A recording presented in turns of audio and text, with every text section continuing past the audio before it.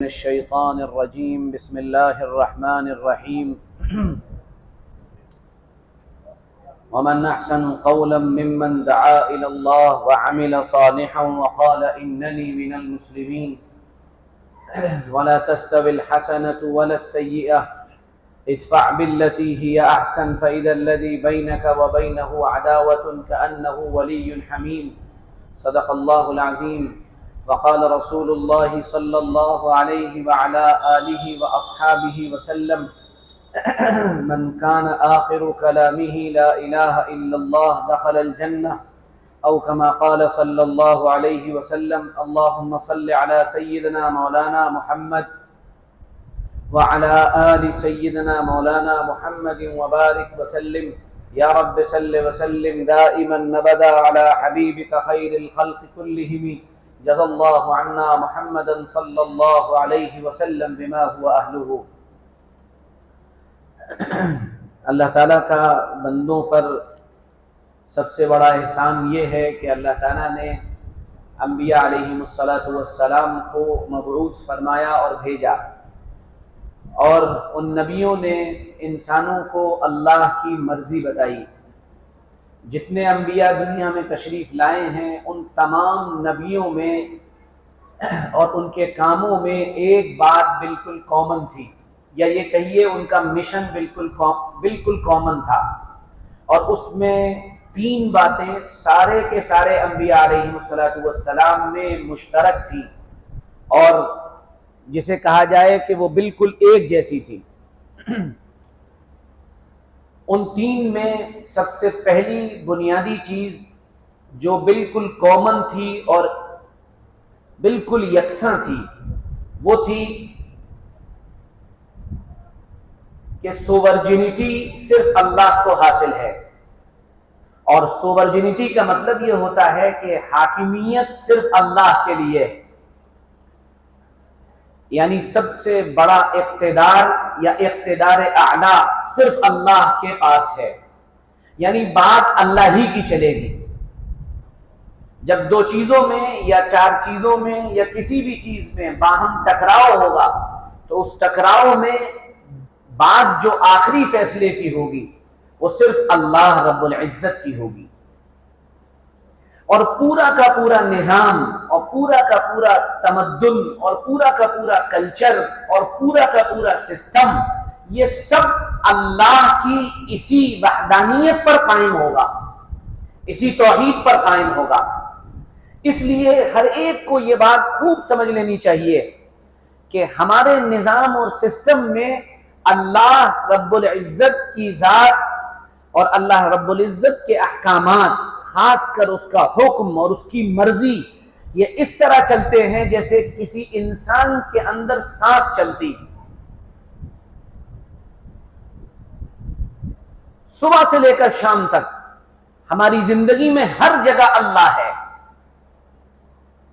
اگر آپ کو اسے بتایا جائے اور اس کو سامنے رکھا جائے تو آپ حیران رہ جائیں گے. آپ اٹھیے، جب آپ صبح اٹھیں گے تو اللہ کی نغمہ سرائی کریں گے. الحمدللہ الذی احیانا، پاک ہے وہ ذات، تمام تعریف اس اللہ کے لیے کہ جس نے ہمیں مرنے کے بعد دوبارہ زندگی عطا کی.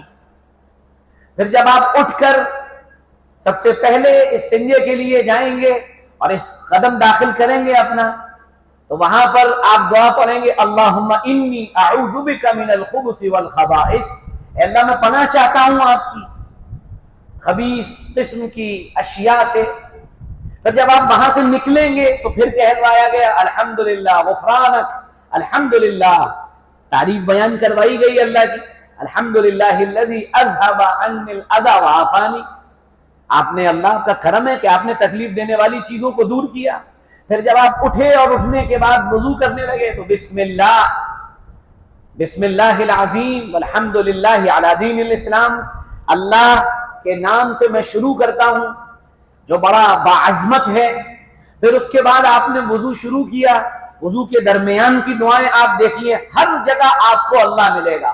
آپ گھر سے نکلے اور مسجد کے لیے آنے لگے تو دعا پڑھوائی گئی اللہم اجعل فی قلبی نورا وفی بصری نورا. اللہ ہمیں نورانی بنا دیے، ہماری آنکھوں کو، ہمارے چہرے کو، ہمارے جسم کو ہمارے خون کو نورانی بنا دیے.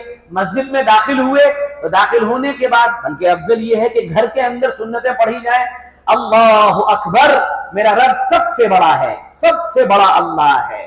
پھر اس کے بعد نیت بنوائی گئی تو کہا گیا کہ مسنون طریقہ یہ ہے کہ پہلی رکعت میں قل یا ایھا الکافرون پڑھو. سنت یہ ہے کہ قل یا ایھا الکافرون پڑھا جائے. یہاں کفر اور شرک سے براءت کا اظہار کروایا گیا. ایک اظہار کرو کہ ہم تم سے الگ ہیں، ہماری راہیں کفر اور شرک کی وادیوں میں نہیں جاتی ہیں بلکہ ان سے جدا، ان سے الگ، ان سے بہت چیزوں میں ڈیفرینشیٹ کرتے ہیں، ہم بالکل الگ ہیں ان سے. پھر اس کے بعد اگلی رکعت میں قل هو اللہ احد اللہ الصمد لم یلد ولم یولد یہ پڑھوایا گیا. پھر نماز میں آئے، پھر اللہ اکبر، پھر نماز پوری ہوئی، السلام علیکم ورحمۃ اللہ، پھر اللہ کا نام، پھر سلام پھیرا، اللہم اعنا علی ذکرک وشکرک وحسن عبادتک، استغفر اللہ. پھر اللہ، آپ یہاں سے نکلے، پھر آپ دعا پڑھتے ہوئے نکلے، گھر گئے، آپ نے ناشتہ شروع کیا، بسم اللہ وبرکۃ اللہ، یا پھر بسم اللہ آپ سے پڑھوایا گیا. کھانا کھا کے فارغ ہوئے، الحمدللہ الذی اطعمنا وسقانا واشبانا واروانا وانعم علینا وافضل، پھر اللہ آ گیا. پھر آپ بازار گئے، لا الہ الا اللہ وحدہ لا شریک لہ، کہ جب تم بازار جایا کرو تو اللہ کی توحید کا نغمہ بازار میں گایا کرو. لا الہ الا اللہ وحدہ لا شریک لہ، آخر وہ اللہ جو تنہا تنہا ہے، وحدہ جو اکیلا ہے، جو تنہا تنہا ہے، کوئی اس کے ساتھ نہیں. یہ نغمہ وہاں گویا کہ ہم سے کہا گیا گاؤ، اس بات کو بار بار دہراؤ. پھر اس کے بعد آپ گھر آئے، بسم اللہ خیر المولج، بسم اللہ خیر المخرج، بسم اللہ ولجنا، بسم اللہ خرجنا، وعلی اللہ ربنا توکلنا. سواری پر بیٹھنے لگے، بسم اللہ واعتصمنا باللہ وتوکلنا علی اللہ ولا حول ولا قوة الا باللہ. لگاتار اللہ اللہ اللہ اللہ، ہر جگہ رب، ہر جگہ رب، ہر جگہ خدا، ہر جگہ اللہ. یہ بات کیا بتاتی ہے؟ یہ بات یہ بتاتی ہے کہ دیکھو، ایک بات ذہن میں رکھنا کہ تمہاری ہر چیز میں تمہارا رب شامل ہے. وہ معکم اینما کنتم، وہ تمہارے ساتھ ہر جگہ ہے. تم تین ہوتے ہو، چوتھا خدا ہوتا ہے. نحن اقرب الیہ من حبل الورید، شہرت سے زیادہ قریب. ہر جگہ یہ زمزم، یہ نغمہ ہم سے گویا کہ کہا گیا کہ گاتے رہو، کہتے رہو، اعلان کرتے رہو، اکیلے رہو، تحلیل کرو، لا الہ الا اللہ محمد الرسول اللہ. کیا بتایا جا رہا ہے؟ ہمارا پورا کا پورا کلچر، ہماری پوری تہذیب، ہماری ثقافت، ہمارا اٹھنا بیٹھنا سب کچھ توحید پر ہے. اللہ کے ساتھ اللہ اس میں شامل ہے. اور اللہ جہاں آتا ہے وہاں بندگی اپنے آپ سمجھ میں آتی ہے. خدا کی توحید یہ اپنے آپ بتاتی ہے کہ بندگی خدا کی ہوگی. جب کوئی اتنا بڑا ہے، بندگی اس کی لازمی طور پہ ہونی ہے، طے شدہ ہے. تو یہ ساری چیزیں توحید کے ارد گرد، اللہ کی وحدانیت کے ارد گرد گھومتی ہیں. آپ اپنی زندگی میں اگر مسلمان ہیں تو خدا سے کبھی الگ نہیں ہو سکتے. ہر جگہ خدا آپ کے ساتھ رہے. یہ پہلی چیز ہے جو تمام انبیاء علیہ السلام میں کامن تھی، سارے نبیوں میں بالکل کامن ہے. اور اس کو خوب اچھی طرح ہم کو یاد رکھنا چاہیے کہ اگر یہ چیز نہ ہو تو پھر خدا اور خدا کی وحدانیت ہمارے دل میں اس طرح نہیں اتر سکتی. نمبر دو، دوسری چیز جو ہر وقت ذہن میں رہنے چاہیے اور سارے نبیوں کا مشن تھی، وہ یہ کہ نبی کو وہ خدا کا نمائندہ ہونے کی حیثیت سے مانے اور تسلیم کرے کہ یہ نبی ہیں اور چونکہ یہ اللہ کے بھیجے ہوئے ہیں اس لیے ان کی بات مانی جائے گی. وما ارسلنا من رسول الا لیطاع باذن اللہ، جتنے رسول ہم نے بھیجے ان کی جو اطاعت ہے وہ بھی اللہ کی اطاعت ہے. کیوں؟ کیونکہ بھیجے ہم نے ہیں، ہم ہیں، ہماری بات چلے گی. تو نبی کی اطاعت، اللہ کی اطاعت، اطیعوا اللہ و اطیعوا الرسول، اللہ کی اطاعت، رسول کی اطاعت.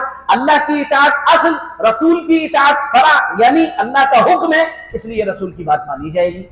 یہ دوسری چیز ہے جو ہمارے یہ سسٹم کے اندر گویا کہ رچی بسی ہوئی ہے، ایک مسلمان کی زندگی کے اندر ہے. اور تیسری چیز جو ہمارے اس پورے نظام میں، ہمارے مزاج میں داخل ہے، وہ یہ کہ کسی کام کا صحیح ہونا یا غلط ہونا، کسی کام کی حلت یا حرمت، کسی کا درست ہونا نادرست ہونا، کسی کام کے بارے میں کوئی کمنٹ یا فیصلہ، یہ کام فرض ہے، واجب ہے، سنت ہے، مستحب ہے، نفل ہے، مکروہ ہے، مکروہ تحریمی ہے، تنزیہی ہے، حلال ہے یا حرام ہے. حرام ہے تو کیوں ہے؟ یہ سارے کے سارے فیصلے صرف اللہ کے یہاں سے ہوں گے. ان پر فیصلہ اللہ کی کتاب کرے گی، اللہ کا پیغام کرے گا. وہ جسے کہے وہ حلال ہے، وہ جسے کہے وہ حرام ہے. ہمیں حکمت سمجھ میں آ جائے سبحان اللہ، نہ سمجھ میں آئے سرنڈر، اللہ آپ کا حکم ہے ہم نے مان لیا. یہ تین چیزیں تمام انبیاء علیہ السلام کے مشن میں کامن ہوتی ہے، یعنی سارے کے سارے نبی ان تین چیزوں پر ضرور محنت کرتے ہیں. اس لیے یہ تینوں باتیں ہر وقت ذہن میں رہنی چاہیے. اللہ کی توحید ہمیشہ، جو میں نے اتنی دعائیں بتائیں صبح سے شام تک اللہ کے نبی صلی اللہ علیہ وسلم کی اور آپ کی مبارک زندگی کا ایک عکس اور ایک نقشہ کھینچا جو ایمان والے کا ہونا چاہیے، تو اس سے اپنے آپ یہ اندازہ ہوتا ہے نبی کی اتباع ہم کرتے ہیں. اللہ کا شکر ہے ابھی ہم نے تراویح پڑھی، ابھی ہم نے قرآن پاک سنا، اعتکاف میں اللہ نے بیٹھنے کی توفیق دی، اللہ نے حکم دیا کہ خیر کی مجلسوں میں بیٹھو، ہم بیٹھ گئے، دعا مانگیں گے.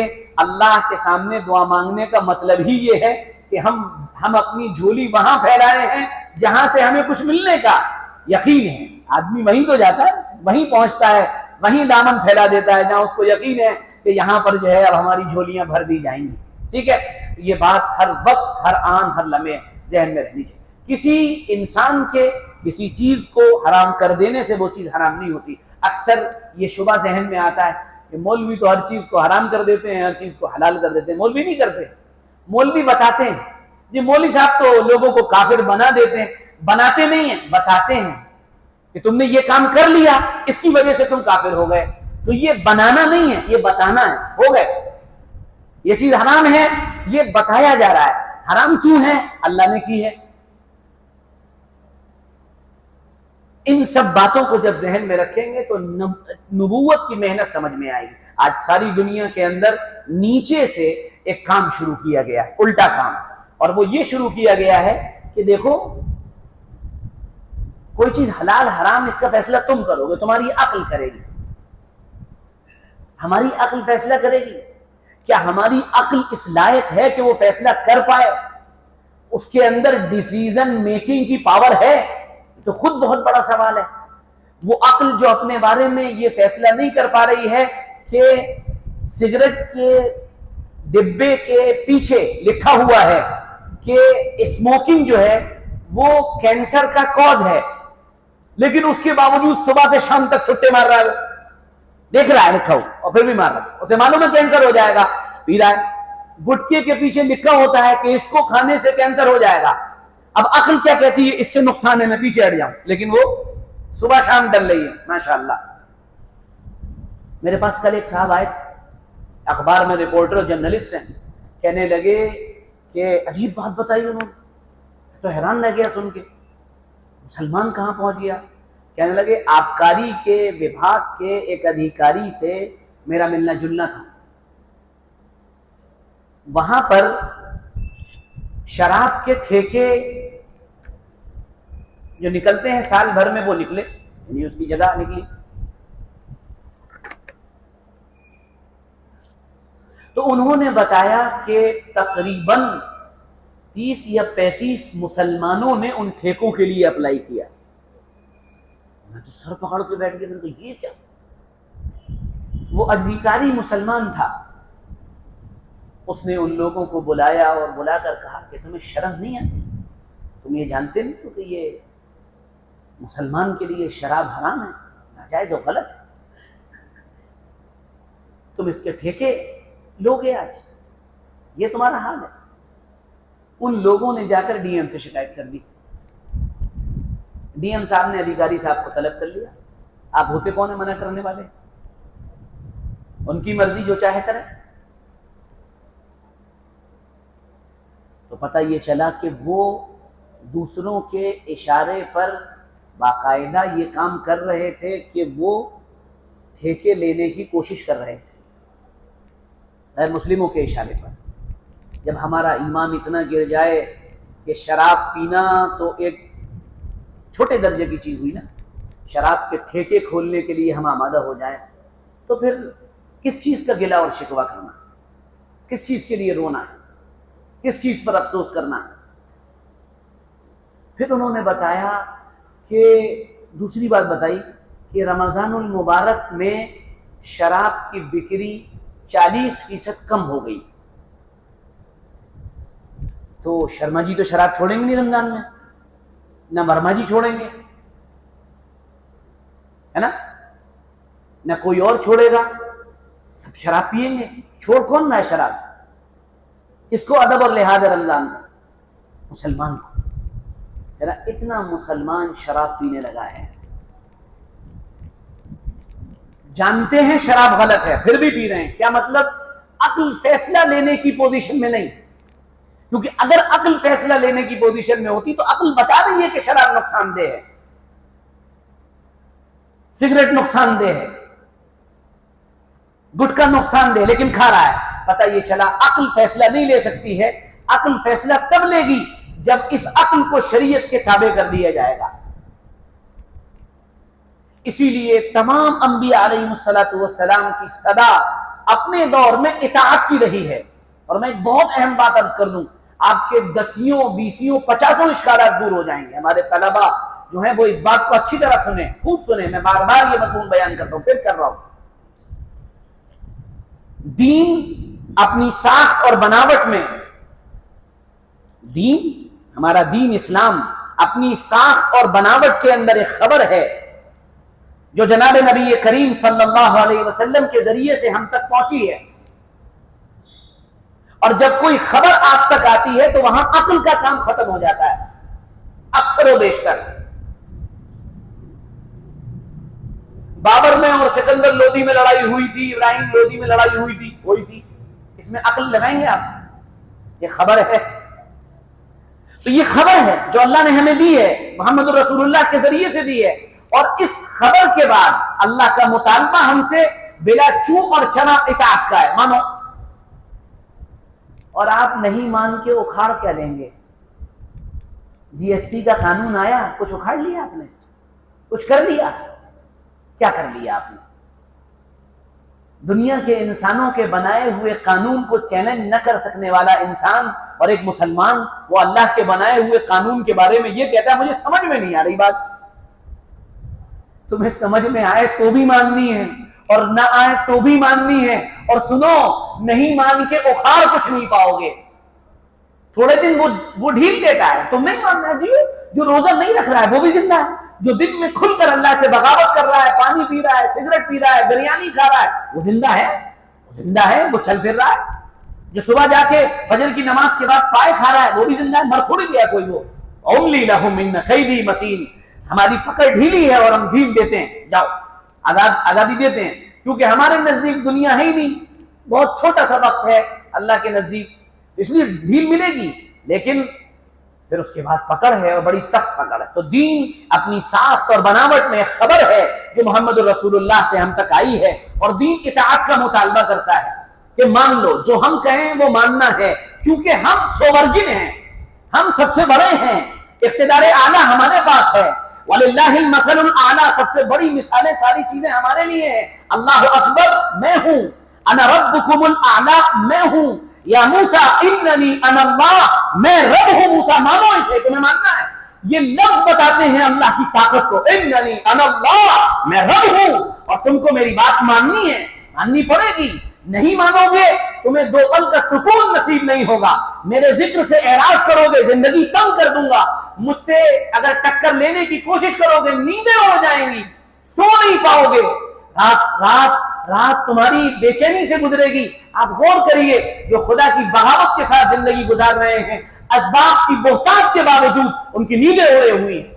بڑے بڑے لوگ جن کو ہم سپر اسٹار کہتے ہیں، بڑے بڑے لوگ جن کے پیچھے ہم بھاگتے ہیں، جن کے ہم دیوانے ہیں، جن کے سامنے ہم سجدہ ریز ہونے کو تیار ہیں، جن کو دیکھ کر چیخیں نکل جاتی ہیں، اور جن کو دیکھ کر ہمارا نوجوان تھرکنے لگتا ہے، اور جن کو دیکھ کر پاگل ہو جاتا ہے، یہ سارے کے سارے مریض ہیں، یہ نشے کے بغیر سو نہیں سکتے، یہ دواؤں کے بغیر اپنے بستر پر جا کر آرام نہیں کر سکتے، رات بھر کروٹیں لیتے ہیں اور ان کو نیند نہیں آتی ہے۔ اور اللہ کے نیک بندے کو دیکھیے، لیٹے گا اور اسے یہ بعد میں پتہ چلے گا وہ سو گیا۔ مولوی بہت سوتا ہے، چین کی بنسی مولوی کی بجتی، اللہ کے نیک بندے کی بجتی، پھر نیند ہی نہیں کھل رہی، مولانا صاحب نیند، بہت نیند آ رہی ہے، یہ کہاں سے آ رہی ہے؟ اور یہ آدمی گولیاں کھا رہا ہے اور اسے نیند نہیں آ رہی ہے۔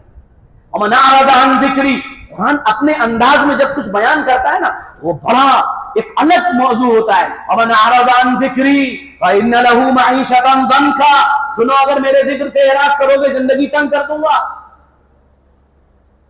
مارے جا رہے ہیں قتل، جن کے سامنے دنیا کھل گئی ہے، جن کے سامنے دنیا کے خزانے کھلے ہوئے ہیں، جن کے پاس گاڑی ہے، جن کے پاس گھوڑے ہیں، جن کے پاس اسباب ہیں، جن کے پاس دولت کے ڈھیر ہیں، جن کے پاس سونا اور چاندی ایسے لگا ہے جیسے ہمارے پاس کاغذ کے ڈھیر ہوتے ہیں، کوڑے کے ڈھیر ہوتے ہیں.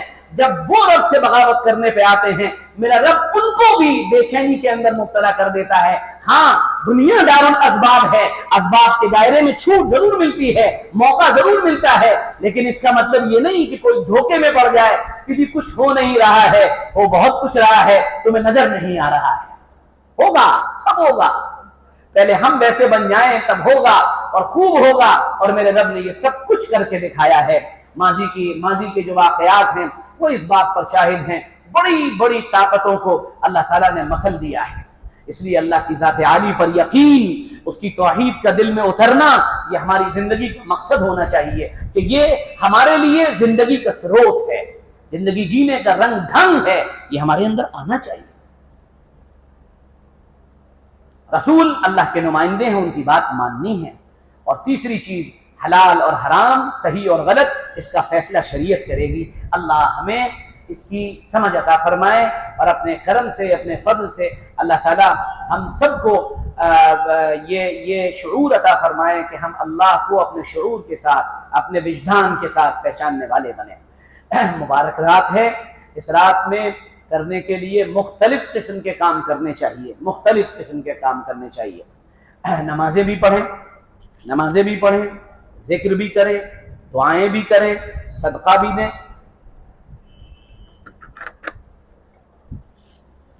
اللہ سے مانگیں بھی، روئیں بھی، ہے نا. اگر اپنے گناہوں پر رونا نہیں آ رہا ہے تو اس کا مطلب ہم اپنے آپ کو گنہگار نہیں سمجھ رہے ہیں. ابھی یہ ہم سے کون سا گنہگار بنا ہوا ہے؟ ہم تو بڑے پرہیزگار آدمی ہیں. پرہیزگار اپنے آپ کو کہتے ہیں ہم تو نمازی پرہیزگار ہیں. نمازی پرہیزگار، اللہ اکبر، ہے نا.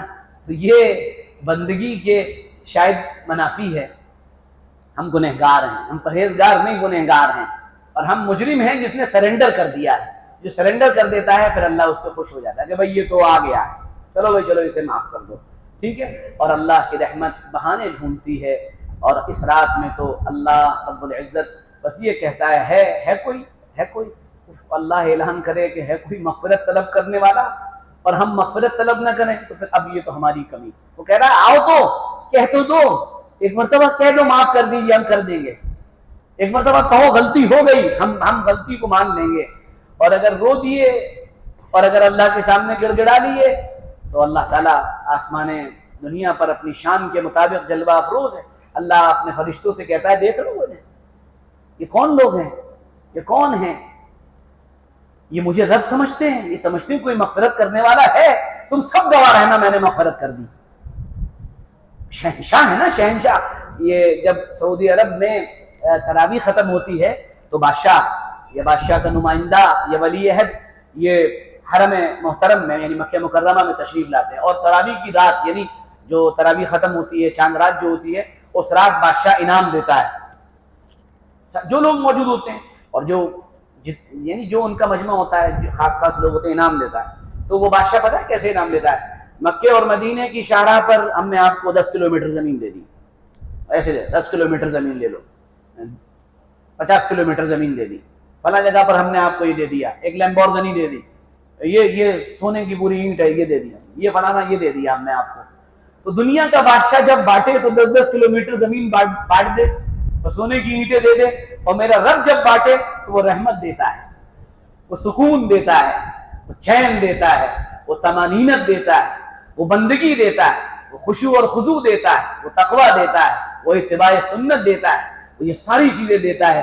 لینے والا بھی تو ہونا چاہیے. ہمارے والد صاحب اکثر جب میں چھوٹا تھا یہی اعتکاف میں جب میں آتا تھا جاتا تھا تو ایک دن مجھ سے کہنے لگے، بولا کہ چھوٹا تھا میں، کہنے لگے کہ ہم بہت دعا مانگتے ہیں تمہارے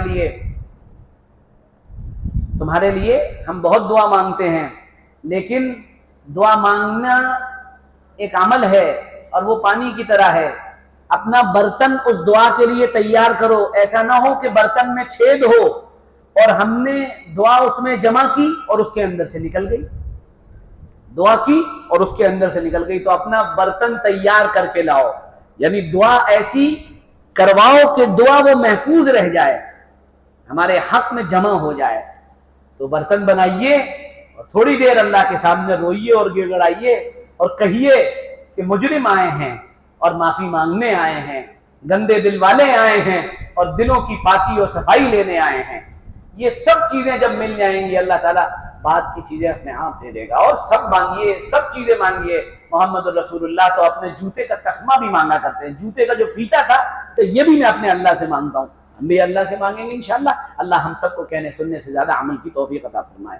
اور اس یقین سے مانگیے کہ اللہ قبول کرے گا, اس یقین سے مانگیے کہ اللہ دے گا. بالکل اللہ کا ارشاد ہے کہ دنیاوی اعتبار سے میں مصلحت دیکھتا ہوں, دینی اعتبار سے جو مانگو گے وہ دے دوں گا. ٹھیک ہے, اسے بند کر دو.